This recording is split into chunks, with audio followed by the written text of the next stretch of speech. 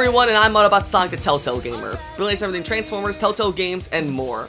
Welcome back to another Transformers EarthSpark video where we're going to be talking more about Transformers EarthSpark Season 4, the final season. So yesterday, November 23rd, a few international Nickelodeon channels had released a brand new commercial showing off a bunch of new clips of EarthSpark Season 4 with these last two episodes, Hometown Heroes and Legacy of Hope. With these clips, we have quite a lot more to reveal about these final season that I'm very happy to talk about. I will say though, this video will contain major spoilers probably for those two episodes, so if you want to go into these episodes completely blind, you should probably click like on this video. But for those of you who want to know more, be sure to like, comment, and of course subscribe. Let's go ahead and jump right into this, see what we can learn from this new commercial. So this new trailer has been released on several different Nickelodeon channels around the world, such as Poland, Dutch, England, and so on. Right here I'm showing the Dutch version, since that's the most highest quality version, though there is an English version on there with audio if you care to, but the audio doesn't really give away anything. What I wanted to talk about here is we have this first shot here of Optimus in his trailer battling a bunch of Mandroids, Arachnamechs. Of course, we saw another clip of this in the official Season 4 trailer, which came out last week, so nothing new there. The most interesting thing here is this shot right here of what is two unknown humans entering what appears to be some sort of ghost base and discovering Mandroid's head inside this Arachnamech inside a base. Now, I've taken a look at these two humans that discover Mandroid, who is seemingly alive and well, and I can't for the life of me figure out who these two are. I think they're just two new characters, though we have no idea who they are and how they've got in here, what their goal is. Considering this blonde woman here looks very unsettled by seeing Mandroid, it leads me to believe that this is not what she or the man she's with expected to find. My guess is they're probably two, like, government agents or maybe just, like, news reporters who got access to an old decommissioned ghost base somehow. Maybe they're looking for intel as to, like, maybe they can find a way to, like, maybe they're actually, like, journalists that are trying to cancel the Maltos, because, as we know, the plot of Hometown Heroes is that quite a few humans hate the Maltos and Terrans, thinking that they're abusing their powers and are still a threat to society. So maybe they're trying to infiltrate the ghost base with this ghost ID badge they found, trying to find dirt on the Maltos, only to accidentally discover Mandroid's head here and accidentally set him free, which is really interesting. But the question is, how did Mandroid's head end up here? The last time we saw Mandroid was in the Season 1 finale, where he supposedly died after activating the Energon weapon atop of the giant space bridge monolith, and he presumed to die alongside all the other Cybertronians. And when Robbie and Mo revived everyone, it seemed to be that Mandroid wasn't revived as well. But maybe that's not the case. Maybe they accidentally ended up reviving Mandroid alongside all the Cybertronians, and then before anyone could notice, Mandroid just got away. And it would fit that, because if you look back at the Season 1 finale, when all the Maltos, when Robbie and Mo revive all the Autobots, Decepticons, and Terrans, when Thrash is getting revived, who's the last person to get revived, you can see Mandroid's body still dead in the background of that shot. But then right after Thrash wakes up, Mandroid's body is gone for the rest of the episode. So maybe when that happened, Mandroid got revived, but he quickly ran away and maybe, like, hid himself inside the ghost base to, like, heal himself. And he's just waiting for the right moment for someone to wake him up, and it happens to be these two humans. Again, we don't know if these two humans are in fact journalists trying to cancel the Maltos and Terrans, or just something else. They could just be random ghost agents, like, or former ghost agents, as to say. It's hard to tell, but that's just interesting, and I think it's cool to show how Mandroid wakes up. This, I guess, this also deconfirms also that he was probably controlling Starscream throughout the events of Seasons 2 and 3. So, no, Starscream was probably doing all that stuff in Seasons 2 and 3 of his own volition, but it seems as though after Mandroid breaks out in this episode, he'll probably take over Starscream's body. But maybe that will make Starscream have a change of heart? Who knows?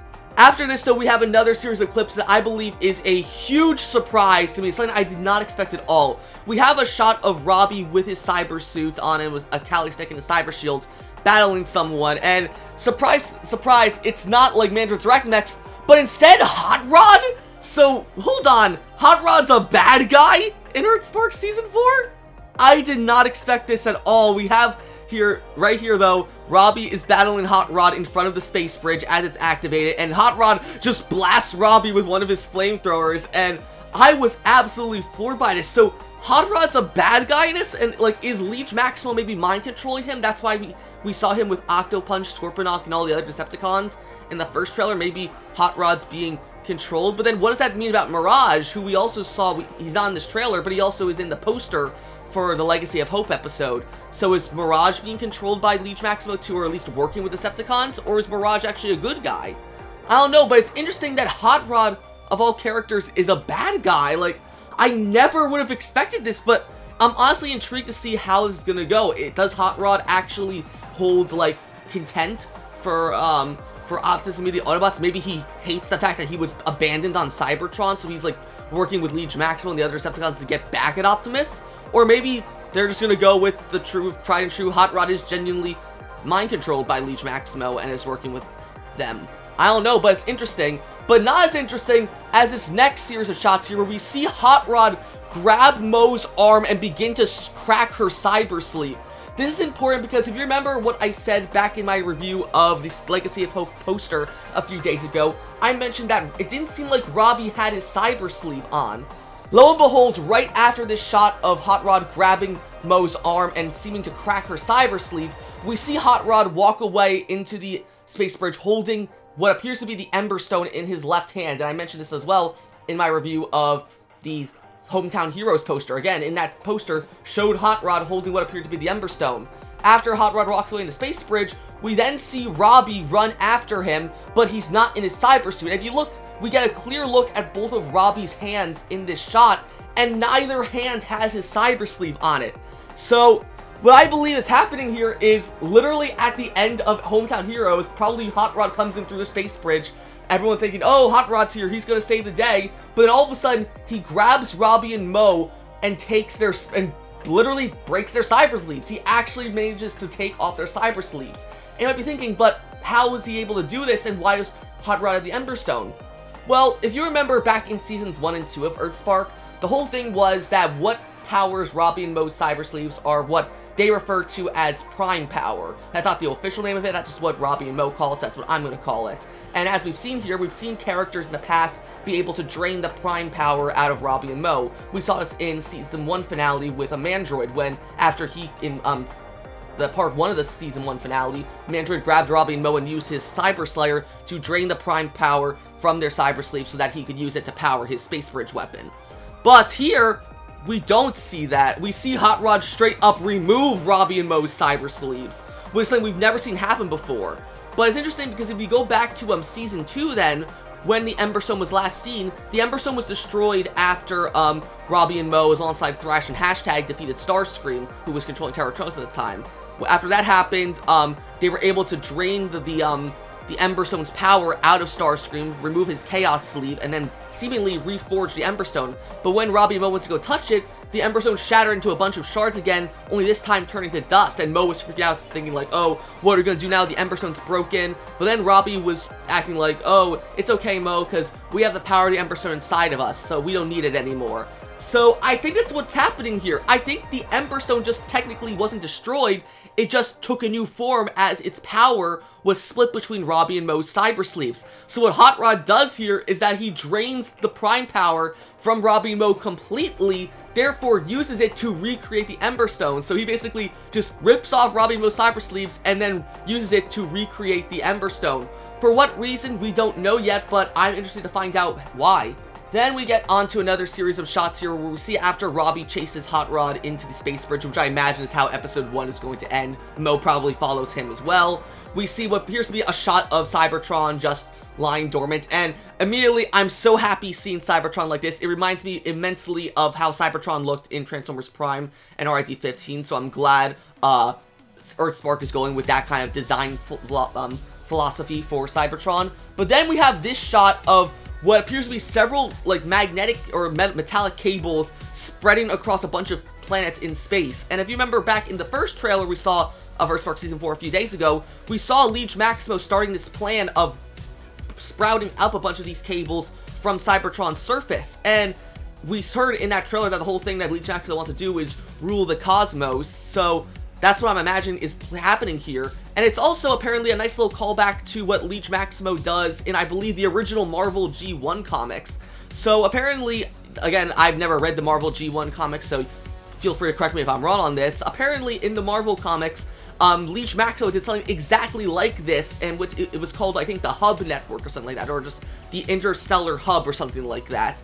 And what Leech Maximo wanted to do is basically connect every single planet in the universe and connect it to Cybertron so that he could basically rule over everything. And it looks very similar to how what's happening here at EarthSpark. So I imagine this is probably like Leech Maximo explaining what he's going to do. This isn't what's actually happening, but what Leech Maximo plans to do is somehow use the Emberstone, what appears to be the Enigma combination, and other artifacts to presumably create this hub network that will link every single planet in the world to Cybertron, therefore basically have the entire galaxy for himself to rule. And that's basically what Leech Maximo's plan is. So that's a nice way of like visualizing that. I think is cool. Again, a cool little callback to the Marvel G1 comics. It's cool that EarthSpark is taking so many references from other parts of the Transformers lore. We had the Spark Flowers from IDW comics, we have other stuff from Animated and Prime, and now we have stuff from even the Marvel G1 comics, which is really cool. Then after that, there's just one clip here, what appears to be Twitch battling Leech Maximo, basically like knocking him off balance after he presumably, I imagine, is aiming at Optimus here with this big gun. And when Twitch pops up, we see Thrash, Jawbreaker, Nightshade, hashtag Robbie and Mo all behind her. Another interesting thing here, though, is in the background here, you can see Robbie has metallic Kali sticks, which of course would make sense if Robbie doesn't have his cyber sleeve anymore. And like, of course, why would, like, you think battling Leech Maximo, one of the 13 original primes, Robbie and Mo be wearing their cyber suits for such a serious fight? Well, they're not wearing them because they physically can't. They don't have their cyber sleeves anymore. But it's cool that Robbie is somehow able to get these metallic Kali sticks to use as replacements for the fact that he loses his cyber sleeve. But after that, though, we get to the final shot of this trailer, which is very interesting, but also I've seen quite a few people on Twitter making fun of it, saying, oh, the animation's bad, it's such a power of friendship shot, like, it annoys me so much when people's like, yes, is the setup for the shot bad? I'd agree so, like, the animation is very janky, but, like, the final shot, like, it's a kid's show. What is wrong with a kid's show being a little whimsical, honestly?